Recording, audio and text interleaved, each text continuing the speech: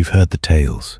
The hound that stalked Sherlock Holmes, ghost riders, pools that whisper your name. Legends like these don't stay buried. They become folklore. They become warnings. And, in time, they become the stories you see again and again, in books and films. Most trace back to one place, Dartmoor. By day its vast open skies and rugged beauty, but when night falls and the mists rise, the moor shows its demonic side. These are their beginnings.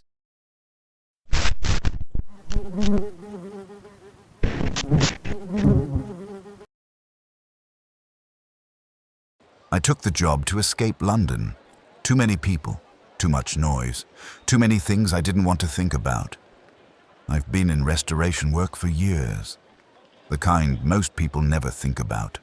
I've rebuilt Georgian pub bars worn smooth by a century of pints, replaced rotting timbers in old museums without touching a single display case, and brought life back to the kind of Victorian shop fronts that look like they've been there forever. I know wood, how it moves, how it ages, and how to make it last another 100 years. A friend in heritage restoration passed my name to a church warden out in Devon, a small village called Widecombe in the Moor. He said it'd be a quiet few weeks' work, repair some pews, oil the doors, tidy the fittings. Nothing complicated. The drive-in was like slipping backwards in time. The road narrowed the further I went until it was little more than a lane between high hedgerows, curling and dipping over the moors. Every now and then I'd pass a cluster of stone cottages, roofs sagging under the weight of centuries. As the mist burnt off in the morning sun, the church tower materialized, tall, pale stone against a low sky. It looked solid, permanent, the kind of place storms roll over and never change. The warden was waiting in the porch. Tall man, weathered face, dressed like he'd stepped straight out of a 1950s farming calendar. We had a brief greeting and then he took me inside. The air changed the second we crossed the threshold. It was cool and still. The nave was long and dim, shadows clinging to the rafters. My footsteps echoed too loudly. He ran me through the work. Nothing I hadn't done before. When we reached the main doors we left, I stopped. On the right-hand panel, halfway down, there was a mark. It wasn't a scratch or a scrape. It was black. Burned deep into the grain, the edges rough and uneven, like something had pressed hard into the wood while red hot. I must have been staring because the warden stepped between me and the door. "It's always been there," he said. His tone wasn't unfriendly, but it had a finality to it. Then he moved on, talking about varnish samples and repair logs as though the mark didn't exist. That first day was uneventful. The kind of quiet, steady work I like.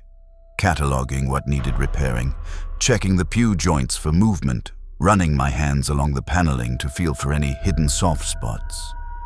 By the time I locked up, the mist had thickened. You could feel it in the air, a damp chill that worked its way under your clothes. The lane to my cottage wound between low stone walls, the kind where the moss is so thick it's almost soft to touch. Visibility was poor, the kind of fog that catches the beam of your torch and throws it straight back at you. Halfway home I heard it, a soft, deliberate step on the gravel behind me. Then another. I turned, but the lane was just a wall of white. Probably just a fox, I told myself. Or one of the sheep wandering close to the lane. Still, the hair on my arms was standing on end. The fog was curling in the faintest breeze, shifting in thin ribbons. My torchlight caught a shape up ahead. Large, hunched over close to the ground and broad, it wasn't moving. I kept walking, slow, each step crunching in the gravel louder than it should. The shape loomed larger, darker, solid against the shifting mist. My chest tightened. It looked almost beast-like. When I was close enough, I realized, just a gnarled tree twisted over the wall, its branches knotted into something almost human. I let out the breath I'd been holding. As I did, I realized how quiet it was. The whole moor had gone still. No wind, no insects. Then out of nowhere, the fields either side of me erupted in noise and movement. The sheep, every one of them, started bleating, stumbling, crashing through the grass in blind panic. I didn't wait to see why. I pushed on, quicker now, the fog closing in around me, the torch beam a tunnel through the dark. Out here, one wrong turn and I'd be lost on the moor all night. I didn't stop until the cottage door was shut and locked behind me. The fog had lifted by morning, leaving the moor washed in pale, cold light. I took the lane back to the church, boots crunching on gravel still damp from the night before. But there I noticed, right outside the porch, paw prints. Not pressed into mud, but marked into the frost itself. Perfect impressions, four-toed, wide as my spread hand. The frost around them had melted into dark, wet ovals, and at the very center of each, the stone looked blackened. I crouched down, ran my fingers over the marks. The stone was warm. By the time I unlocked the church, the sun was up and the prints were fading, so I put it out of my mind, told myself it was some trick of the weather. That evening I wandered into the pub. Small place, low beams, the air heavy with the smell of ale and wood smoke. The kind of place where the regulars all turn to see who's walked in. The barman asked if I was the one working on the church. When I said yes, he looked over his shoulder, then leaned in. "You're not touching the door, are you?" I laughed, told him I'd be sanding it tomorrow. His face didn't change. He told me the story. How, back in 1638, a Sunday service was interrupted by a storm that blew in from nowhere. Lightning struck the church, killing 4 instantly. Witnesses swore they saw a dark figure, cloaked with a huge black hound, walk straight down the aisle. They said it was the devil himself, come to collect a sinful man. When the storm passed, another had died, and the great oak door had been left with deep scorch marks clawed into it made by his huge black hound. Marks that, according to him, have never gone away, and neither have the sightings of a pack of black hounds. I glanced around the room. No one else was smiling. A couple of the old boys at the corner table were watching me like I'd just confessed to a crime. I left early that night. The walk back to the cottage felt longer than it should. The next morning, I decided to get the door done first. The warden was out, so it was just me, the quiet of the nave, and the smell of dust and old wood. Up close, the mark looked worse than I remembered, deep and uneven, as if something red-hot had been pressed into the oak and dragged downward. I worked methodically, sanded past the blackened edges until fresh wood shone through. The grain was pale, clean, perfect. By the time I'd finished, there was no trace of the burn. I oiled the panels, stood back, and took a few photos for the restoration log. When I came back the next morning, it was there again. Not just there, deeper, the lines sharper, curling into shapes that hadn't been there before. I pulled up the photos I'd taken the day before, just to prove to myself it had been done. And that's when I noticed it. In the dark interior of the church, through shafts of light colored by stained glass windows, sat a dark shadow, a huge hound. Tall, dark, menacing. Its shape blurred like heat haze, but I'd been alone when I took that picture. I locked up earlier than usual that day. The light was already fading, and for once, the fog hadn't rolled in. The lane was quiet, the stone walls glowing gold in the last of the sun. A click is all I heard, then another click, click, click. Like claws on stone, not just one set, several. Light, quick steps keeping pace with me. I stopped. The sound stopped. The fields on either side stretched empty all the way to the hedgerows. No sheep, no movement, just the low hiss of the wind through the grass. I walked on. The clicking started again, quicker this time, like whatever it was had closed the gap. The stories I'd heard in the pub came back to me. tales of the whist hounds, a phantom pack that runs the moor at night, hunting down anyone foolish enough to cross their path. I reached the cottage without looking back, slammed the door, locked it. I didn't sleep well. Somewhere in the small hours, I woke to a low, rolling sound outside. Not wind, not thunder. Something moving, pacing around the house. The claws came next, slow, deliberate, circling the walls. At one point, they scraped right across the back door. Then, silence. In the morning, I stepped outside and stopped dead. My tools were scattered across the front garden, some lying halfway down the lane. The shed I kept them in had its door ripped clean off the hinges, the wood splintered like matchsticks. And in the soft earth by the steps, more of those paw prints, burned right into the ground. On my last day, I worked late. The warden had gone hours earlier, the village already dark by the time I started locking up. I wanted to get back to London that night, just pack the cottage, hand in the keys, and go. The fog came in fast while I worked. By the time I stepped out into the churchyard, it was so thick the gravestones seemed to float in it. It came again, the clicking claws on stone, but not just one set of claws, several, moving in the fog. Then they appeared. Huge, black shapes slipping between the stones. Low to the ground, shoulders rolling with each step, eyes burning a deeper, unnatural orange. Their jaws hung open just enough to show teeth, long, jagged, and steaming in the cold air. They began to circle. The sound of claws on stone came from every direction now. One stepped into the open, bigger than any dog I'd ever seen, its back almost level with my chest. The heat coming off it was like standing near a furnace. I ran.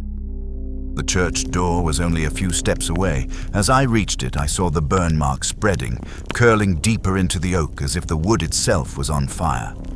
I forced the door open and slammed it behind me. The nave was dark, the air thick with the smell of scorched timber. I didn't stop until I found the little office at the back. Stone walls, no windows, just a heavy wooden door. I locked it.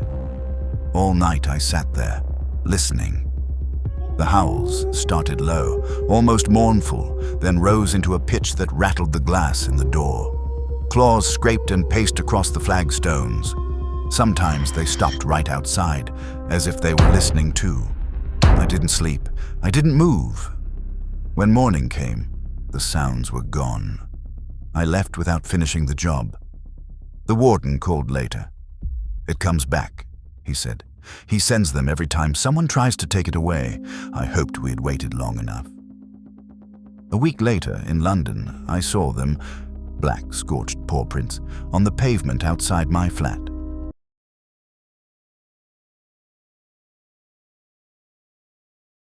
The depot was busy with the usual end-of-shift noise. Vans reversing into bays, the rattle of cages, someone swearing at a printer that had chewed another manifest. I'd only been back on the road a week since the reshuffle, and today was the start of a new patch. Rural mostly, a lot more open moorland driving. Dave, from the late run, handed me his clipboard. "Good luck," he said. I hated that stretch of the B3212. The van never wanted to stay in a straight line. He hesitated for a moment, then added, "I blame the hands." He gave an awkward little laugh, like he wasn't sure if he was joking or not. I smirked, assuming he meant his own. Dave had wrists that creaked like old hinges, or maybe that the road was bumpy. Before I could ask, someone called his name from the loading bay and he was gone, leaving me with the clipboard and that odd choice of words. The B3212 ran straight out across the moor like someone had dropped it there with a ruler.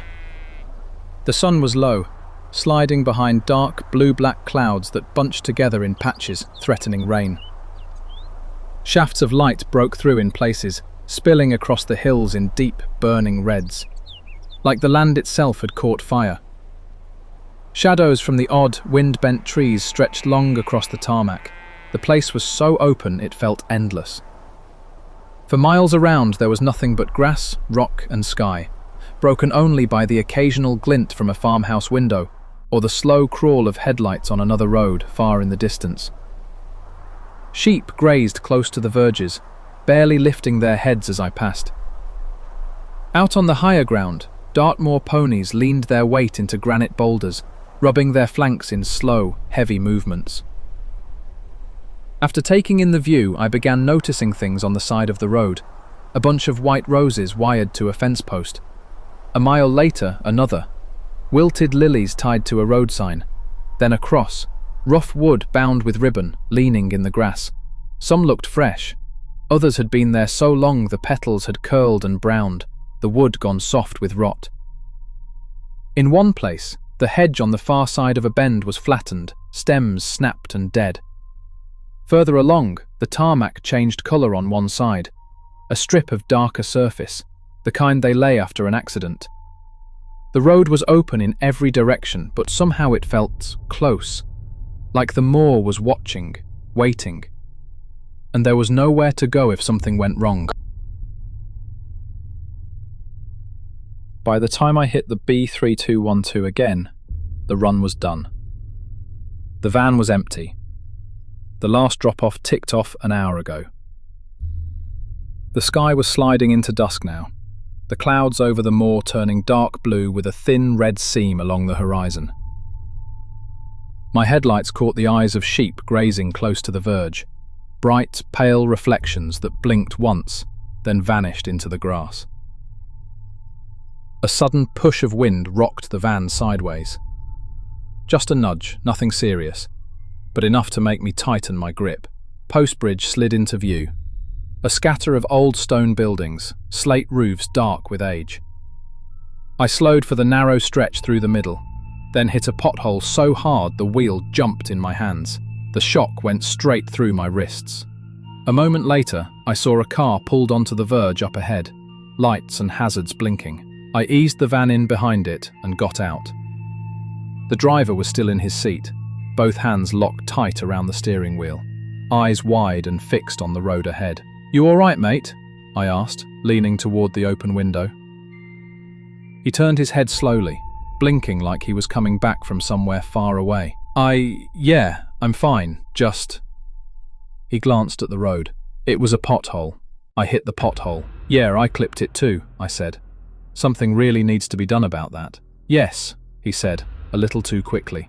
Yes, the pothole." Two figures appeared from a gate further up, locals from one of the cottages. They came over, spoke to him quietly, then one of them waved me on.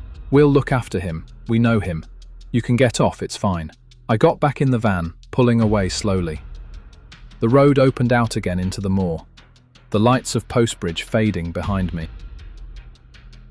A few nights later, I was back on the B3212.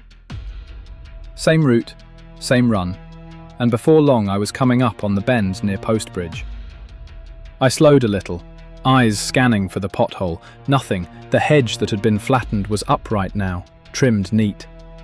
No sign of any damage, no hazard, no reason to worry. I rolled over the spot without a single bump. For a moment I felt stupid for even tensing up, just another stretch of tarmac. The road opened out into the empty dark of the moor. No trees, no buildings, just headlights cutting a narrow tunnel through black. Then the wheel jerked. Hard, violent, like something had hooked it from the side. My shoulder slammed into the door as I fought to hold it straight.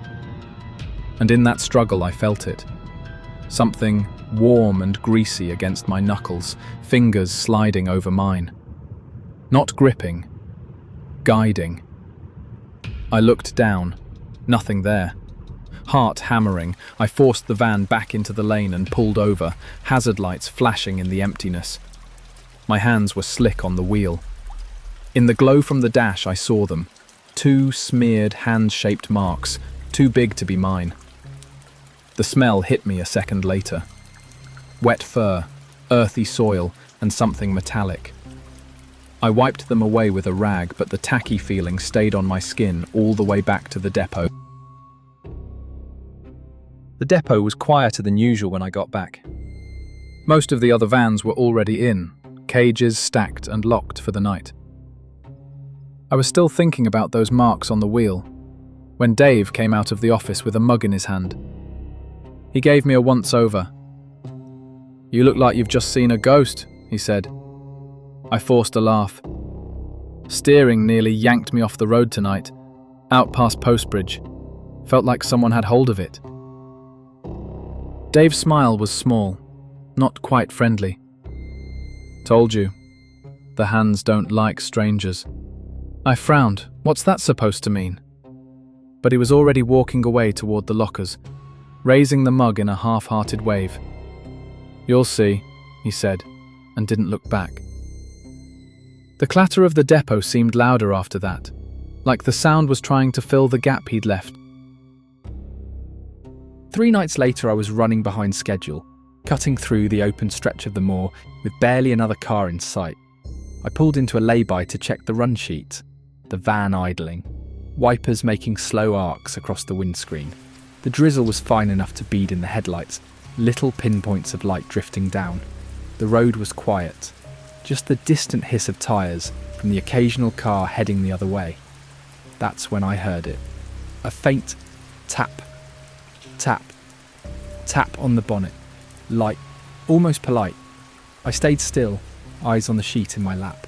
The driver's side handle clicked once, like someone had tested it and let go. Every muscle in my body went tight. I felt the air move around my hands. I looked up to the wheel. 2 thick, mottled hands were wrapped around the wheel. Hair matted and dark, knuckles swollen, nails long and cracked. They were slick with something, grease or mud. And they twitched the wheel gently, like they were trying it out. I jerked back so hard that my head bounced off the headrest, eyes locked on the wheel. And just like that, they were gone. The wheel sat straight, unmoving, as though nothing had happened. I grabbed my torch and stepped out, scanning the tarmac, the grass under the van. Nothing. No footprints, no movement, just drizzle and silence. When I climbed back in, the same smell hit me. Wet animal, damp soil and something metallic. I wiped the wheel with a rag and threw it onto the passenger floor without looking at it again. The rest of the run I kept both hands clamped so tight around the wheel, my fingers ached. The depot was almost empty when I got back. I headed straight for the break room, made a tea, and sat staring into the steam. The white mug looked dirty where my hands gripped it, dark smears of mud along the handle and rim. I hadn't noticed it before. Long night. I looked up. Dave was leaning in the doorway, arms folded. "You could say that," I muttered. He stepped inside, eyes flicking to the mud on my hands, then back to my face. "You saw them, didn't you?" I frowned. "Saw who?" "The hands," he said simply. "You're not the first. Won't be the last." He pulled a chair out and sat opposite me, lowering his voice like he didn't want the walls to hear. "They've been out there since before any of us. First reports were from motorbike riders back in the early 1900s. Men swore something grabbed the handlebars mid-ride and tried to throw them. One bloke swerved clean off into a ditch, swore blind he saw hairy hands over his before he hit the ground. He sipped his tea before continuing. Then you've got cyclists. Same thing. Out on a clear day, no traffic, then the front wheel turns like it's got a mind of its own. A schoolteacher broke his collarbone that way. Said he felt hands on his, pushing. He leaned forward, voice dropping. Even horse riders. There was a woman years ago, came galloping into a local village, white as a sheet. Said something unseen wrenched her reins and nearly took her mount into a wall. Dave sat back, eyes distant. Some reckon it's a convict who died escaping Dartmoor prison. Others say it's older, part of the moor itself. The land's got a way of taking offence if you cross it wrong. I tried to laugh, but it stuck in my throat. So, what am I supposed to do? Avoid that road? Dave shook his head. Keep your eyes forward, both hands on the wheel, and pray they're not in a bad mood. He left without another word, the sound of his boots fading down the corridor, leaving me alone with the steam and the mud-stained mug. It was a week before I drew that route again. By the time I left the last drop, the sky was black and the moor was a cold, open void around me. No wind, no rain. Just that eerie stillness you only get out there. Like the land itself is holding its breath. The van's headlights picked out the familiar shapes as I approached Post Bridge. The hedge was still neat, the road smooth. I told myself it would be fine.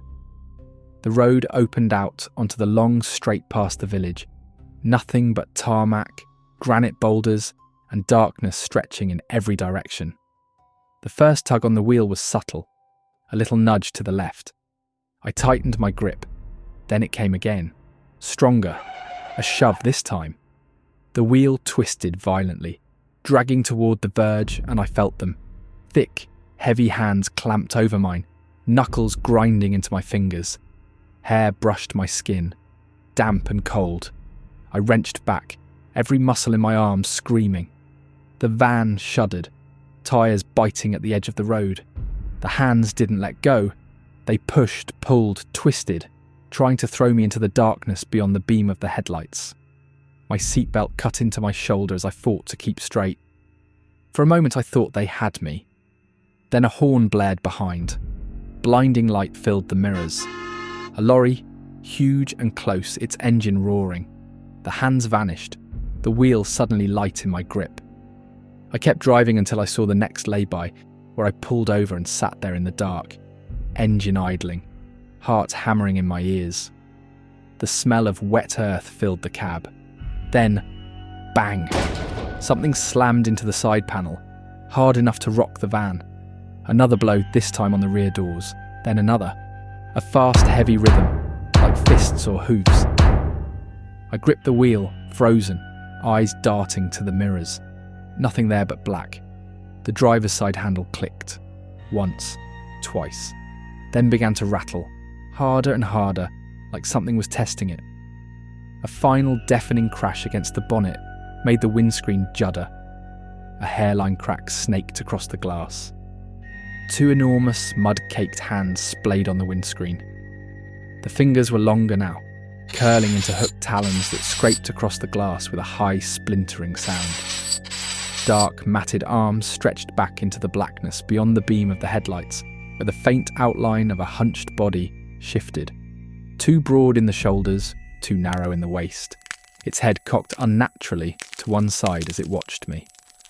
The talons dug deeper, the glass groaning under the pressure. I slammed the accelerator, the van lurching forward. The shape peeled away into the dark, the sound of its nails dragging, vanishing into the night.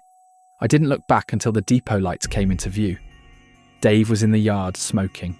His casual look vanished the second he saw the van. Jesus, he muttered, stepping closer. He ran a hand over the bonnet, fingertips coming away streaked with mud, then crouched to inspect the crack in the windscreen. They've never done this before, he said, voice low. When he looked up, his expression had changed, tight, uneasy, like a man realising the rules had shifted. Must really hate you. He ground his cigarette out under his boot without looking away from the van, and for the first time since I'd met him, Dave didn't seem so sure of himself.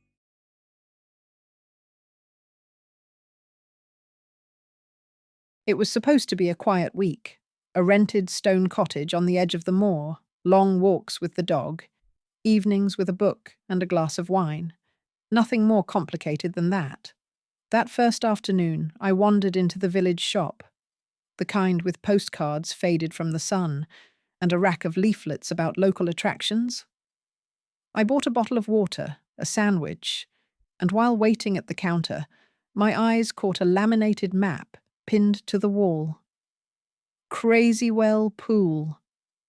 The name was printed in bold red letters with a dotted path winding toward a patch of blue in the middle of the moor. It snagged at me, the way strange words do.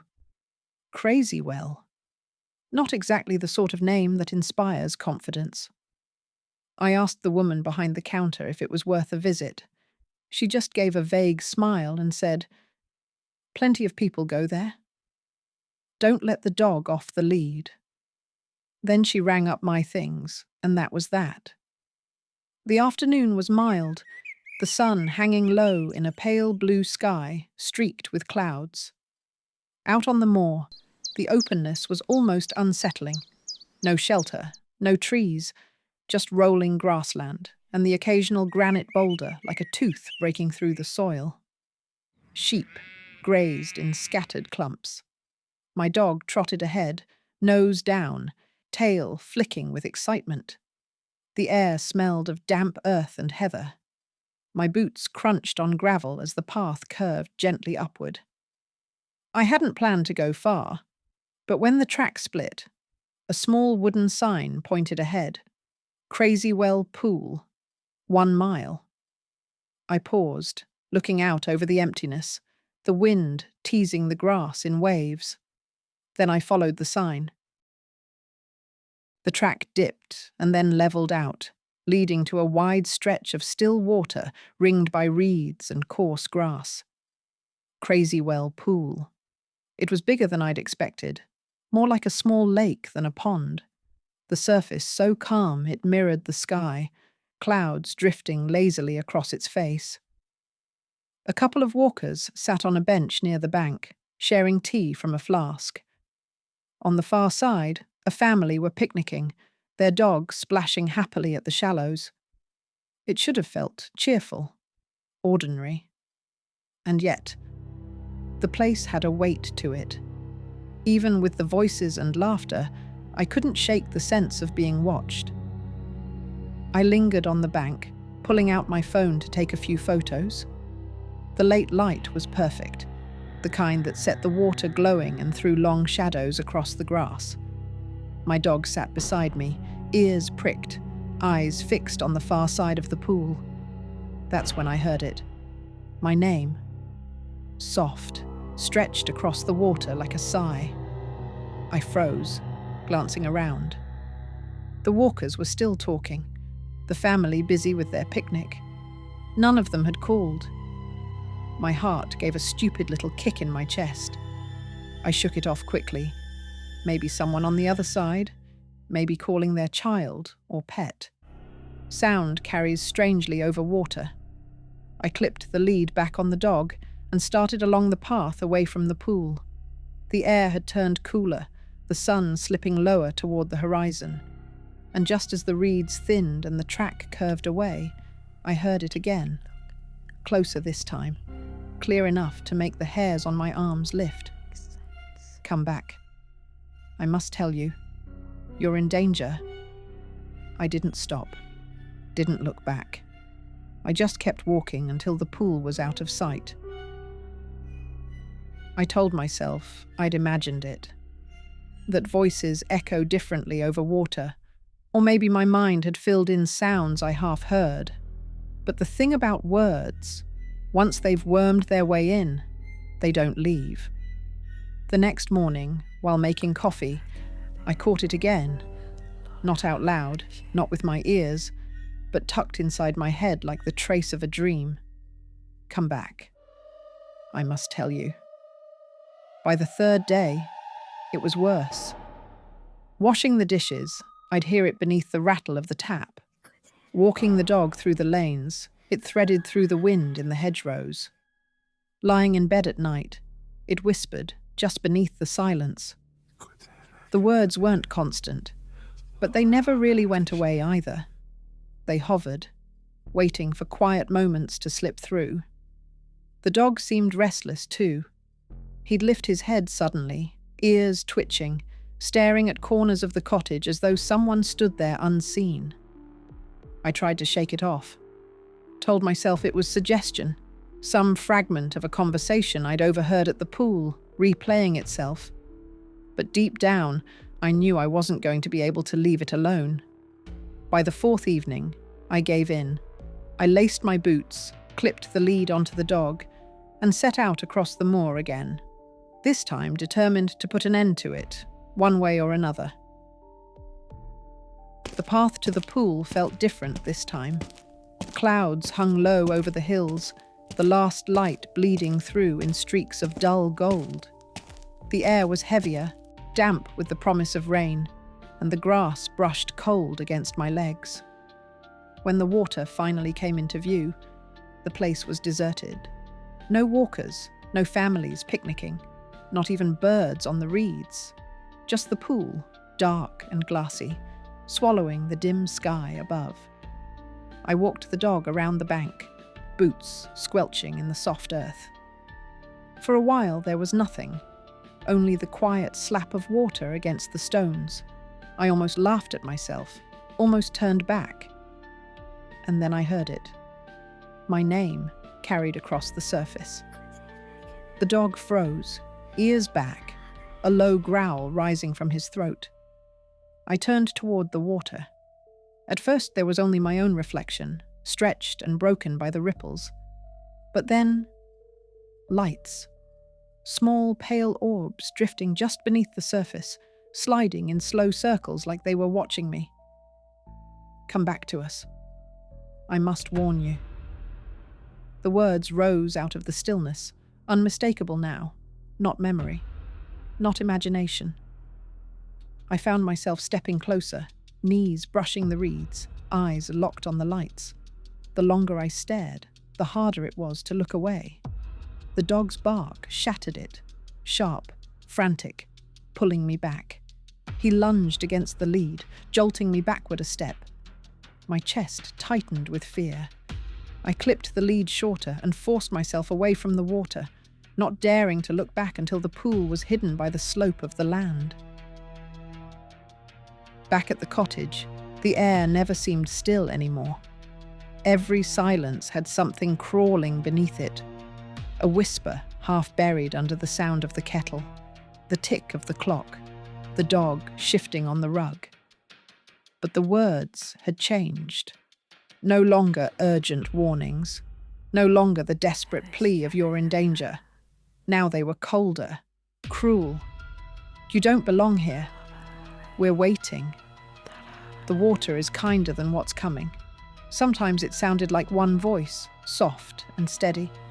Other times it was dozens, all overlapping, rising and falling in a low muttering that thickened the air like fog. The dog had grown worse. Some nights he leapt up, snarling at the shadows near the door. Other times he just whined, low and pitiful, pressing himself against my legs as though he could burrow inside me. Sleep became impossible. When I closed my eyes, I could see the pool, flat, black, unbroken, and hear the whispers bubbling up from beneath it. I'd jolt awake with the smell of wet earth in my nose, my heart hammering, sure I'd heard footsteps just outside the window. By the fifth night, I knew I couldn't ignore it anymore. The voices weren't fading. They were summoning me, and the only way to silence them was to go back. I'd stopped pretending I wasn't going back. The voices hadn't left me a choice. I walked into the village shop for supplies, water, a sandwich, anything to excuse the trip, and found myself at the little tourist stand near the counter. Leaflets, postcards, maps. One flimsy foldout bore the title Legends of Dartmoor, and there it was, Crazywell Pool, once said to be bottomless, a place where monks claimed they could see the faces of those fated to die that year reflected in the water. Later, it was whispered that a witch lived by the pool, offering glimpses of the future to anyone who came on Midsummer's Eve. But the stories darkened. Voices heard across the water, calling wanderers by name, promises of safety, of warnings, always ending the same, with someone stepping too close and never returning. The page ended with a warning, as if it mattered. If you hear the voice, do not answer. By the time I reached the pool again, the sky had darkened. No cheerful picnics now, no dogs splashing. Just the expanse of water, darker than the clouds above it, waiting. I stood at the bank, the dog stiff at my side, his hackles raised. The whispers began at once. Come back. You'll be safe with us. The land rejects you. The water will keep you. Step closer. Closer. Home. I fixed my gaze on the water, and the lights appeared. pale globes rising from the depths, drifting in slow spirals just beneath the surface. As they turned, shapes flickered inside them. Faces, eyes half open, mouths moving as though underwater. I felt myself leaning forward, breath shallow, as though the water had hooked invisible strings through my chest. My boots slid an inch in the mud. My arms felt weightless. The dog barked furiously, lunging against the lead, but the voices only grew stronger, rising over him in a chorus. "Don't fight. The pool is waiting." Another step, and the reeds brushed my knees. The lights pulsed, almost welcoming, almost tender. The dog leapt, crashing into my leg, jolting me sideways and breaking the spell. My breath came ragged, chest aching as though I'd been drowning already. I staggered back, dragging him with me. As I did, something in the waters began thrashing, violent, frustrated. I saw a head looming from out of the surface of the water. Horrific, grotesque, matted lank hair, full of rage. It came towards me, jagged, freakish movements. Terror welled up inside me. I screamed, and as I did, it echoed across the moors and came back at me, louder somehow, as if Dartmoor itself shared my terror. I turned and ran, and didn't stop moving until the slope of the land finally swallowed the pool from view, and I got to the village and into my car. I left Dartmoor the next morning, packed the car before the sun was up, dog restless in the back seat, refusing even to glance toward the moors. I told myself it was over, that whatever I'd seen at the pool was just exhaustion, suggestion, folklore gnawing at the edges of my mind. But the road out felt heavier than the road in. The tors loomed black against the sky, the stone walls crowding close like they wanted to hold me there. It wasn't until I was miles away, the landscape flattening out into farmland, that I let myself breathe. And that's when I heard it. Faint. So faint I almost believed I'd imagined it. Come back. Just a whisper beneath the engine, curling up from the silence between heartbeats. The dog shifted, growling low in his throat, nose pressed to the window, still facing Dartmoor. Dartmoor has always been two places. By day, vast skies and rugged beauty. But when night falls and the mists rise, the moor remembers its legends. They've been told as warnings, repeated as folklore, and reborn in stories you thought you already knew. But here, you've heard them at their source. And on Dartmoor, the legends never end. They wait.